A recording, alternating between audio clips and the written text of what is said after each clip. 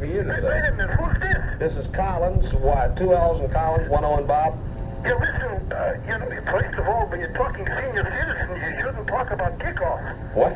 That's number one for starters. But anyhow, I never thought of that. Yeah, I want to that's... talk to the kingmaker, to the star maker. Well, he isn't here. He'll be back in a couple of weeks. He's on vacation. Who's this? This Bob.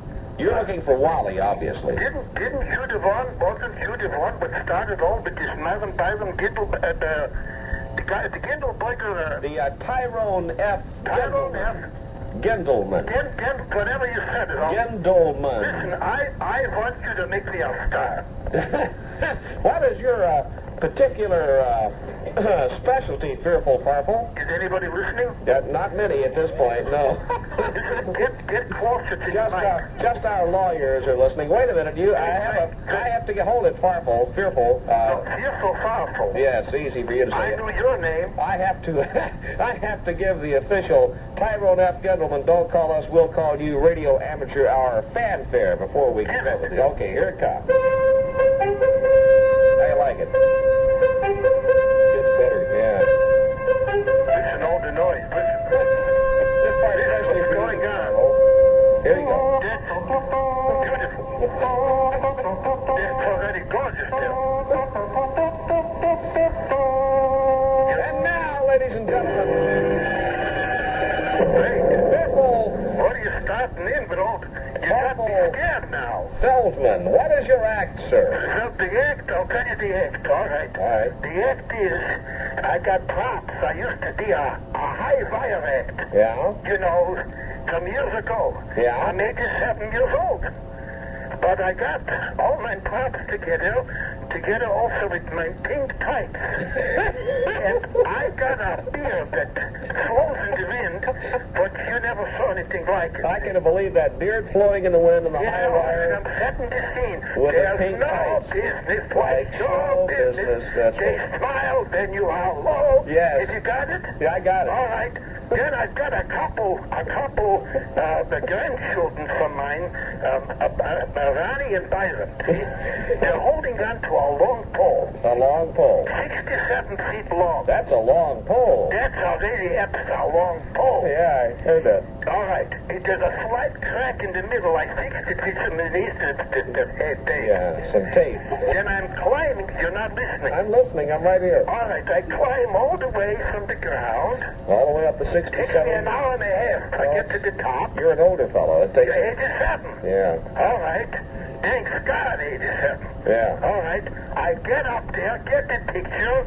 The wind already is taking the beard. The pole is swaying softly from side to side. Forth and back. Forth and front. Yeah. Forth and up. Down Yeah. and up and down. Yeah. Back and forth. Okay. And from that position, are you ready for this? Whoop it on me. What? There's no one listening now. From this position, I dive head first into a great big bowl, gehackte liver. Oh. Chopped liver. How do I say it, Of course it would be chopped liver. What else would it be? Can you use me? Yeah. You do something with All me. right. That's beautiful. It's the pink tights were a nice contrast too. I like that. What, the pink tights? Yeah. Listen, I got a yarmulke with seagrams on it. You should see that. We had one of those at the house. Oh, The wheels yeah. fell off. Yes. Listen, Farfel. Farfel, that's me. Farfel. Yeah. Yeah. Don't call us. Oh, We'll come on. call you. Listen, Huh? nice talking on you. Have a nice day. Whatever you please. Sara Lee coffee cake, one of the sweet things of life. Listen. You know, when I dream about the sweet things of life, I always remember Friday nights at our house. The wonderful dinner and my favorite treat, my dear wife's coffee cake. She made it with all the care and careful preparation, as if she was making an artist's painting. It was made to last for 3 days, but we always finished it that night. It was so good. A lot of things have changed, but my appetite for that delicious creation, that hasn't changed. And I can still enjoy, because Mrs. Sara Lee makes a coffee cake the way my wife used to make, with loving care and goodness. So my friends, if you really enjoy the sweet things of life, next time try Sara Lee's all butter coffee cake. It's wonderful. Coffee cake, one of the sweet things of life. Taking care of this problem are understaffed. The allotment is a pittance compared to the forces, the monies available to our adversaries in this thing. We know that they're landing aircraft in Florida, some of the Gulf states, almost at will. And Senator, how are we to feel as Americans about the protection offered by our armed forces if this is allowed to happen? We hear about these tramp steamers. Their holds crammed full of narcotics, marijuana, and other drugs. Some of them with a payload of $2, $3, $4 million that are able to slip by our Coast Guard and land at will, dump their cargo off, return for some more. I'm not talking about the punishment given to those who perpetrate. I'm talking about stopping the traffic before it gets here. Would we allow a foreign vessel, a foreign armed vessel, within 20, 30, 50, 100 miles of our shores?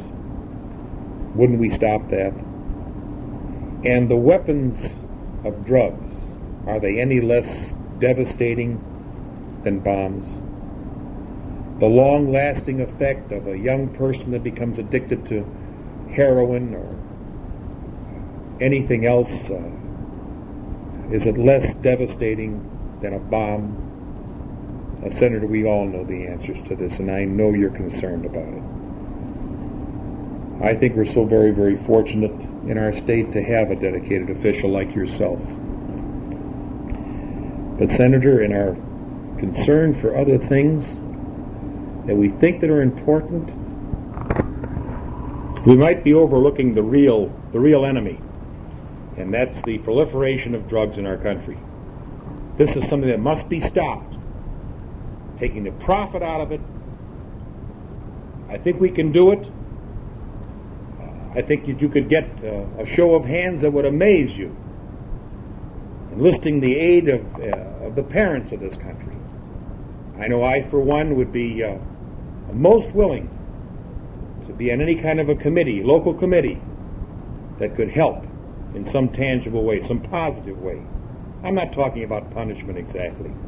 I'm talking about changing the direction that our young people are going. And I think it's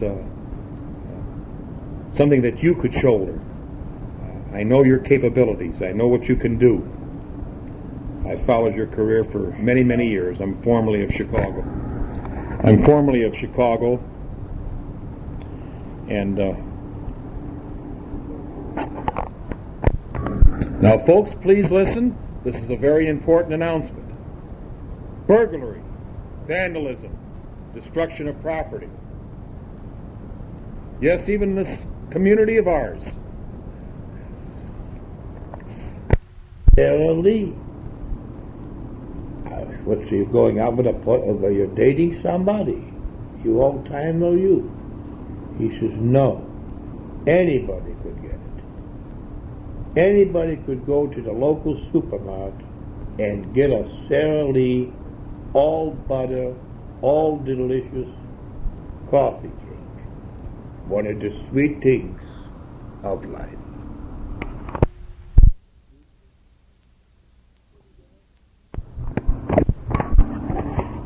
The thing I couldn't get over is all of a sudden everybody's coming up with fancy names for their children. I remember when years ago when you had a son was born, Just call him a real American name. Sidney, Samuel, all of a sudden Sidney, now it's with a Sheldon, or Scotty, Scott. What kind of a name from Scott? Scott Litschultz. Doesn't sound right. And then it used to be the favorite name was Herschel. Now I hear someone's calling their son Heron. I never heard a name Heron. And then Philly was a fine name. Everybody loved that name, Philip. Philip Berkowitz, Philip Moskowitz, Philip Cohn. So all of a sudden the name now is Page. I heard about Page. Page Mendelssohn. Who ever heard the name Page? And then Perry. My best friend's grandson is named Perry. Perry Levinson. Never heard of a name Perry. Yeah, Dustin. That's David, that was a favorite name. Everybody loved that name. David. Now it's Dustin, Dale, Dale. I mean, trying Dale. Well, I heard of a name Dale. Another one, what's another one? Sarah used to be oh boy. Now, you find me a person that calls a little girl Sarah. No, not Nicole. They call her Sherry. Sherry Frumpkin. Ever heard of her name? Plotnick. Sherry Plotnick. Doesn't go together, a name like this.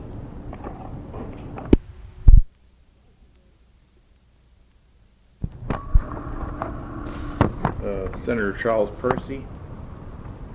Senator, I've been a supporter of yours ever since you've been in public office.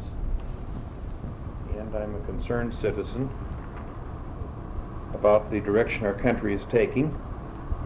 And I thought rather than write you an impersonal letter, and sometimes those are overlooked or read by someone else, I would record my thoughts and hope that you'll have the time to listen to them. I'm concerned about the real issues facing this nation of ours, and the real issue in my mind is the drug problem, the narcotics traffic that is chewing away at the foundations of our nation. Now, we hear from different reports that are given so liberally in the periodicals and magazines and certainly over television. It's become almost a weekly thing to see another expose about the proliferation of drug traffic, the tremendous monies involved in the drug traffic, estimated to between 50 billion and 150 billion dollars, dwarfing any three large corporations in our country, making it the largest business in the world, actually. And we hear of the tremendous profits and of the ability of drug traffickers to infiltrate law enforcement agencies and governments, corrupting them.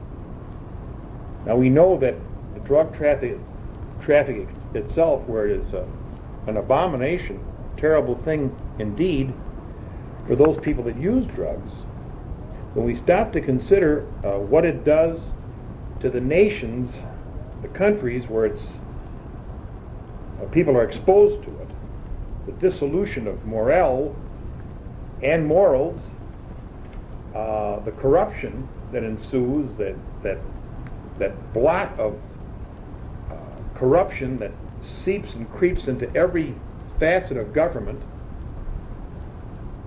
then I say that perhaps our main concerns of the arms race and containment of communism, some of the other things that seem to be of paramount value in our country, although they're irrefutably important, they're not as important as the containment of the drug traffic. Now we know who the countries are where the drugs are, the narcotics are prepared, where they're grown, the plants are grown, where they're refined, where they're processed, where they're packaged, where they're distributed from. Colombia, I understand, and Panama, I understand, is a big source. Areas of the world we don't even know about. We can just imagine where they are. Right here in our nation, California is supposed to be a veritable garden for growing marijuana and the like. And I know that you're concerned about it. I know, Senator, that you're a father and you've been a great public servant. I haven't agreed with you on every facet and every stand that you've taken, but I know that you're concerned. I know you're dedicated. I know you're a fine man. We learn that our country, the law enforcement agencies, state agencies, are almost powerless to contain the tremendous increase in drug traffic. Take, for instance, Florida, the state of Florida, where the focal point, the center, the hub of the drug activity in our country is supposed to emanate from. And we can quite understand and readily understand how a state as small as Florida, with a myriad of other problems that they have, are unable to field a force to stop the drug traffic. And this is understandable. But Senator, we have a Navy that's supposed to be second to none in the world. Naval aircraft, sophisticated sonic devices, radar, which our country contrived, invented, and refined, heat sensors. I keep on hearing about all these things. And as a taxpayer, we've been supporting the expansion of these wonderful facilities for so many years. We understand about the nuclear submarines that can stay underwater for days at a time, weeks, months at a time, that are capable of detecting any movement. We know that we're capable of detecting intercontinental ballistic missiles on screens, alerting us of the approaching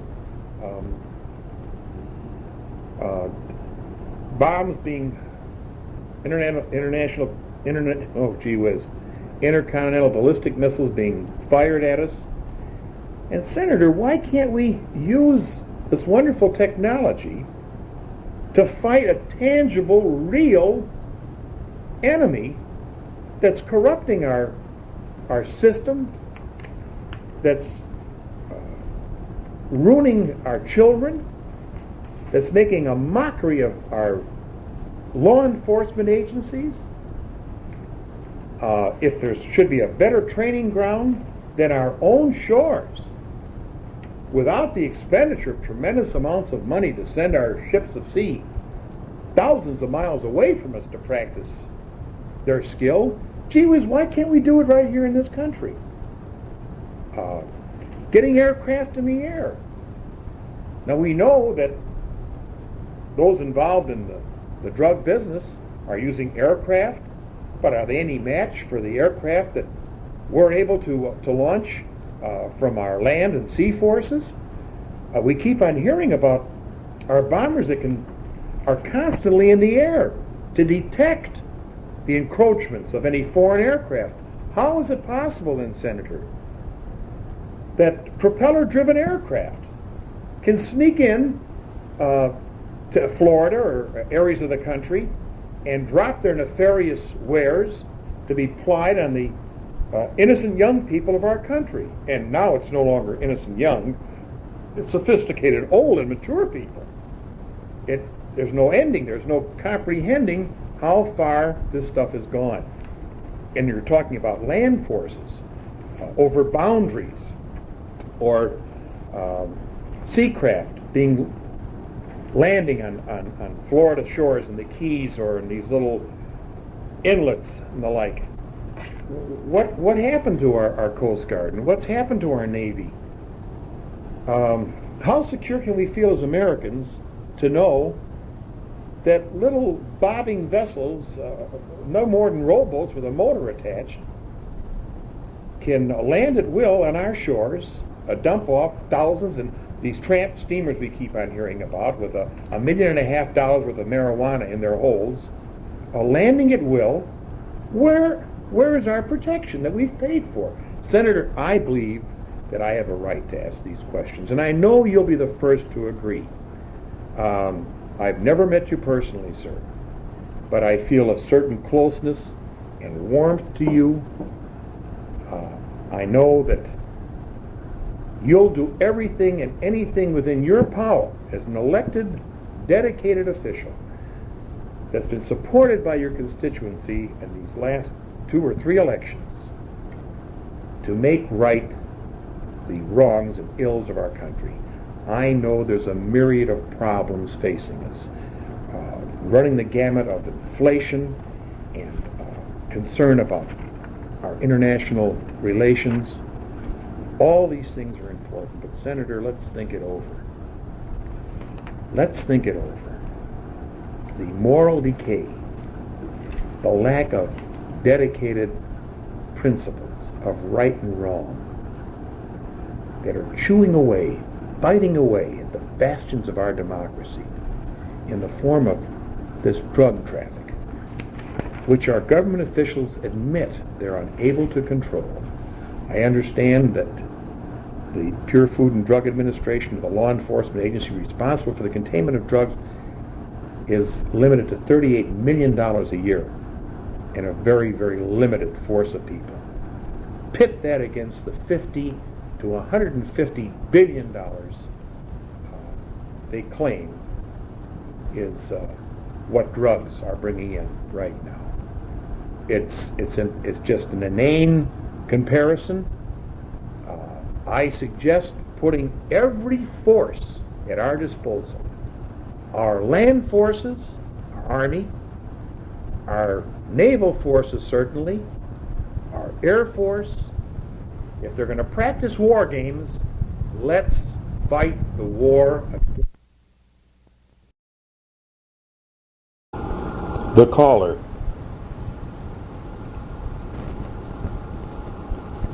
Hello? Is this the hospital?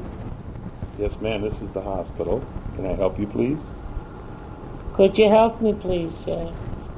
Could you give me some information? Yes, ma'am. Regarding what patient? Mrs. Ida Weinstock. You got a patient, Ida Weinstock. Yes, we have. Mrs. Weinstock is in room 310, bed 2. Well, from the reports from this morning, how is Mrs. Weinstock's blood pressure? Let's see. Perfectly normal. Normal, perfectly. And also, the pulse from Mrs. Weinstock is normal. Her pulse was quite normal, yes. Very, very good. Very, very good. And also, in the area where she was examined, is all right. The area? Yes, the area seems to be just fine. But tell me, who is this? Why are you calling? And why am I calling? This is Mrs. Ida Weinstock, and my damn doctor wouldn't tell me anything.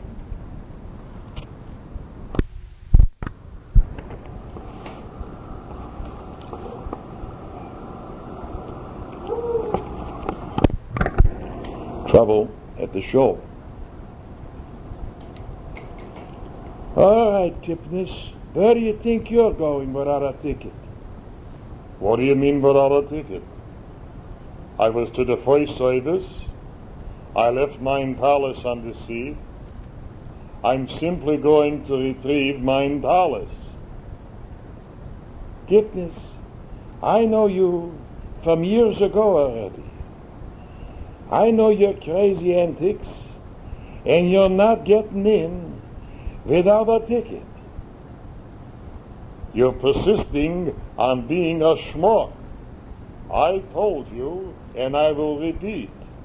I was to the early service, and I'm simply going up to where I was sitting with my family to receive my talus. Do you understand? Okay, Kipnis, but I'm warning you, no davening on the way up.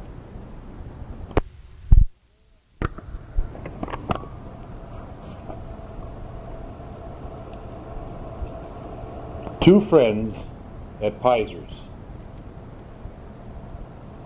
Joe, look at him. Our old friend Max. Look at him. For how many years we used to be buddies. There's nothing we didn't do together. Look at him, Joe. I'm looking. And you know something? I never saw Sam looking so wonderful. You never saw him looking so wonderful? Why shouldn't he look wonderful? He just got back from Florida.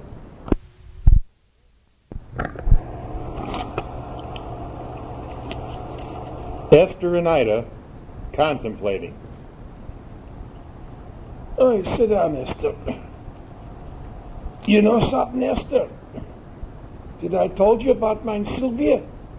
No, you didn't say a word from Sylvia. How's she doing in New York? How's she doing in New York? Oi! She's doing wonderful. She's with the New York Philharmonic. She's with the New York Philharmonic. Yeah. And she's going to be the guest soloist at the New York Philharmonic a week from Thursday. Yeah. What is she going to do, soloist? She's going to play Tchaikovsky's Flight from the Bumblebee. The flight from the Bumblebee. Oh, God to you, that's a hard piece.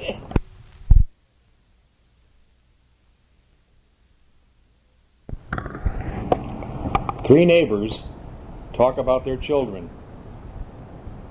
She says, you know, Sarah, when I was schwanger with mein Fillenkind, I couldn't get my nose out of a book. Every time you looked at me, my nose was caught in the book. I'm reading all the fancy authors with Ernest Hemingway's and the Jake London I'm reading, and Mickey Spillane, the murder mysteries. And mein Fillenkind today is an author of great renown. His articles, his books are appearing all over the world. Yeah, I know. Sometimes this works out.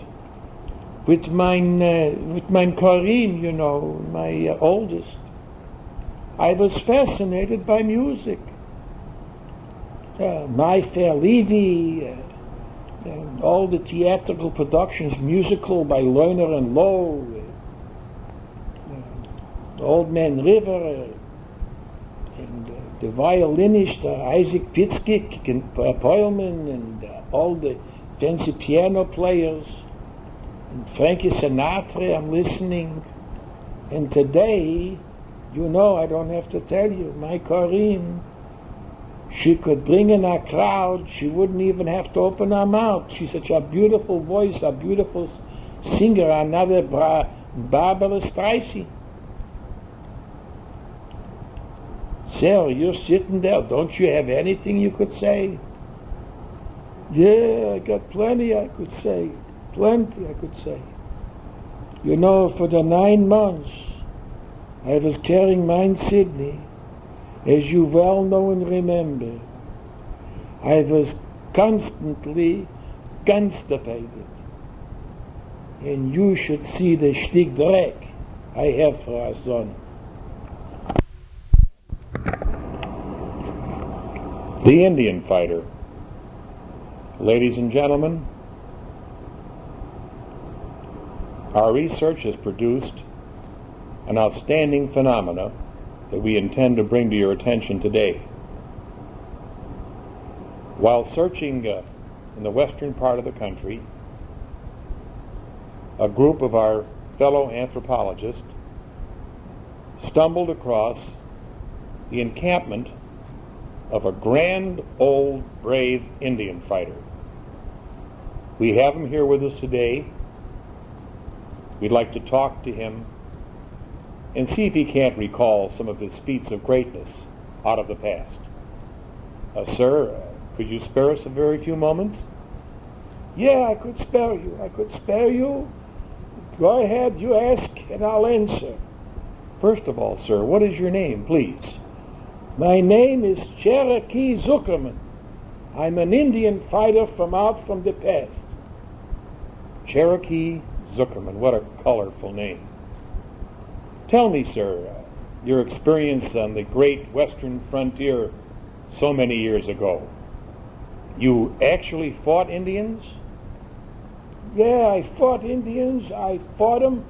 There wasn't an Indian that didn't have a great respect for me. The Iragouses, the Apaches, the Sioux Indians feared me. They wouldn't get within 30 miles of me. They were so scared for me. Because once I took out my Bowie knife and I made a charge, they all shrunk back. They were scared. They ran like Jake rabbits. Very, very interesting. You were a fearless fighter. I was a fearless fighter, yes. And I didn't have a bit of coward in me. All I had to do was see an Indian, especially if they had a little arthritis. You know, if they couldn't move around so fast, that was even better for me because, you know, they couldn't hit back so quick. But, you know, I fought with custard. Sir, wait a minute, just one moment. This is startling. You actually fought with General George Armstrong Custer? Well, we didn't call him George Armstrong. We called him Coily. You know, he had hair. It hung all the way down to his pulpit. And this wasn't a very good image maker, so finally we made him, he should cut his hair. He looked like a fagel. Whoever saw a soldier should have hair running all the way down like he was running. But he was a fine person. He had a lot of crazy things about him, but no one said anything because if you got him excited, the first thing he would do is take out a gun and give a shot. I wouldn't care who was standing nearby, he'd give a shot. Well, this story that's come up, his famous last stand, his great adversary, Sitting Bull, are you familiar with that aspect of his career? Am I familiar? Who should know better than Cherokee Zuckerman? I was the scout. I was always at the point. He used to say, Cherokee, would you mind taking the point, you know, going up to the front? And me, like a schmuck, you know, I never learned from experience. I was always the first one up. Well, anyhow, let me tell you something. Here, come closer. You know, a lot of people don't believe this when I tell them.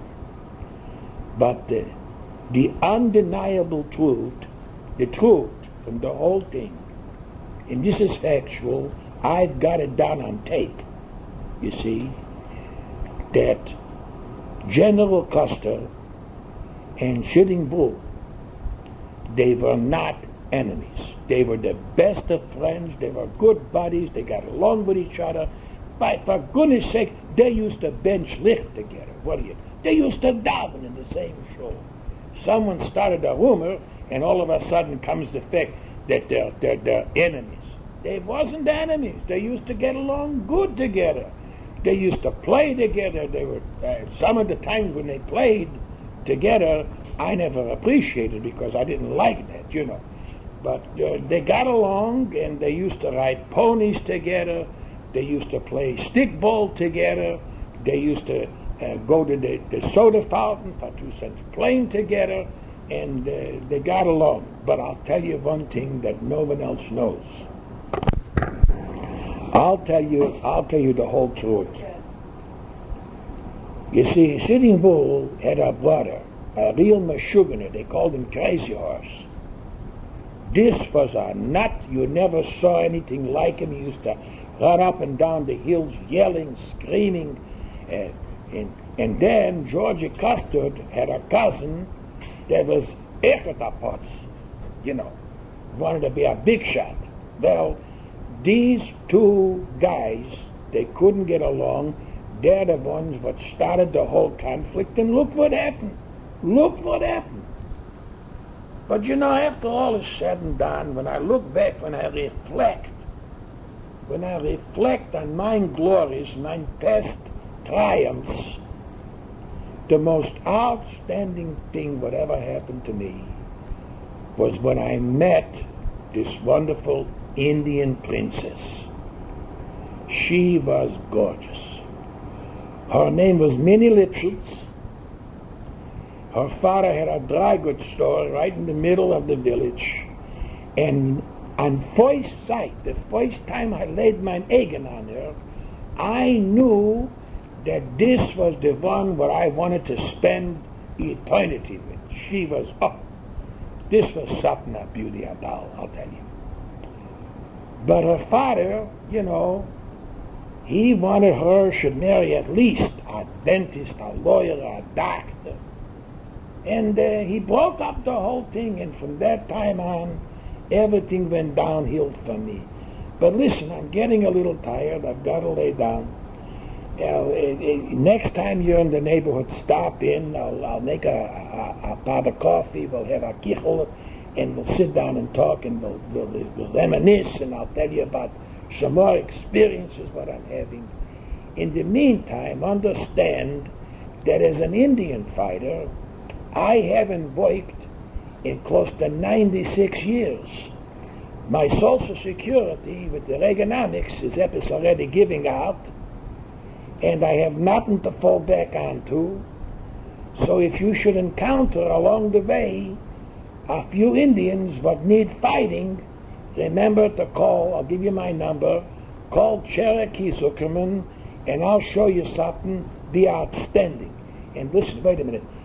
If you find an Indian, better you should find them, should have a little arthritis, a little sciatica, be gelähmt a little bit, because that's the best ones to fight. Thank you, and remember to come back to see me. The Alta Rebbe. This is a story about Rabbi Aaron Glickman, who during the course of being a rabbi finds that the neighborhood has changed.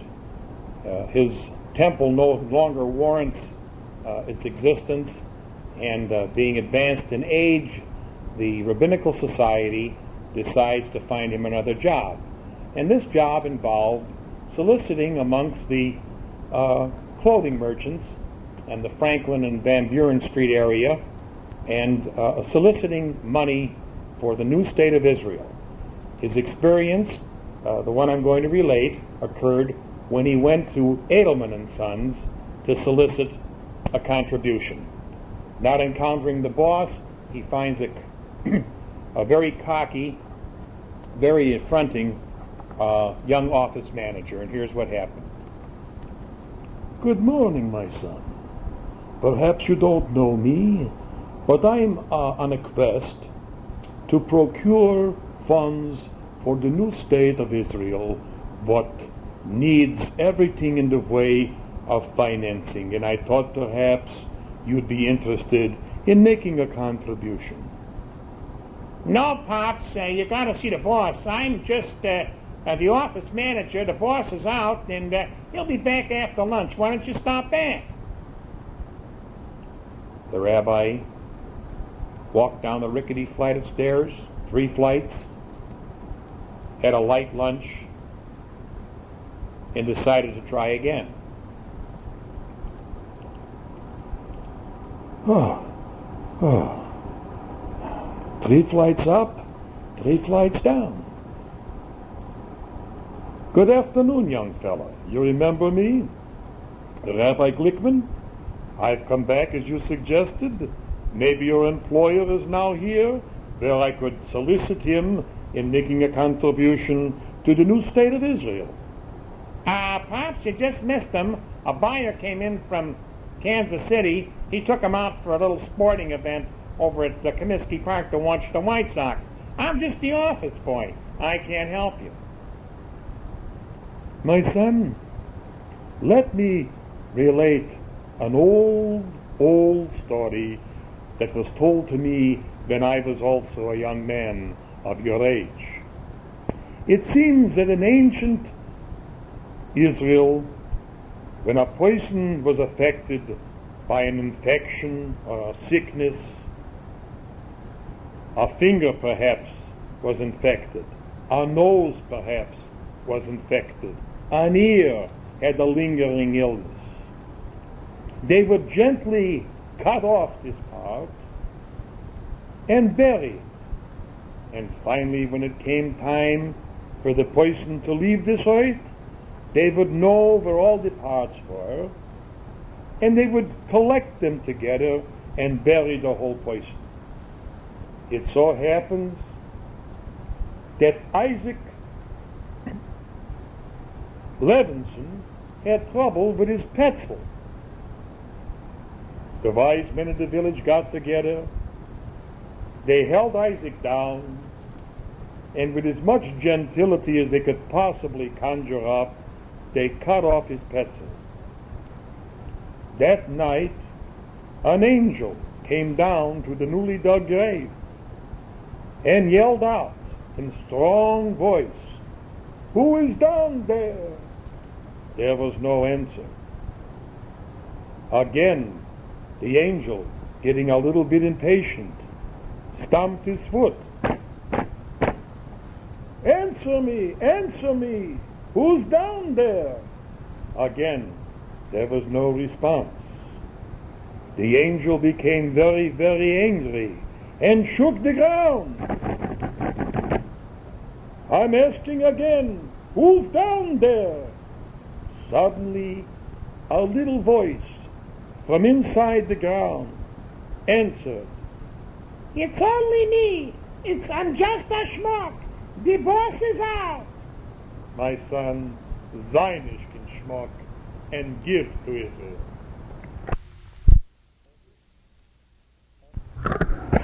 A ditty.